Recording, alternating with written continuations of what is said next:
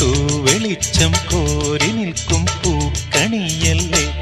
ആകാശം താഴുന്നു, നീഹാരം തൂകുന്നു, കതിരൊളികൾ പടരുന്നു, ഇരുളലകൾ അകലുന്നു. പുലർന്നു പുലർന്നു തെളിഞ്ഞു തെളിഞ്ഞു ചുവന്നു തുടുത്ത മാനം നോക്കി കൂട്ടിൽ നിന്നും മേട്ടിൽ വന്ന പൈങ്കിളിയല്ലേ. തൂവെളിച്ചം കോരി നിൽക്കും പൂക്കണിയല്ലേ.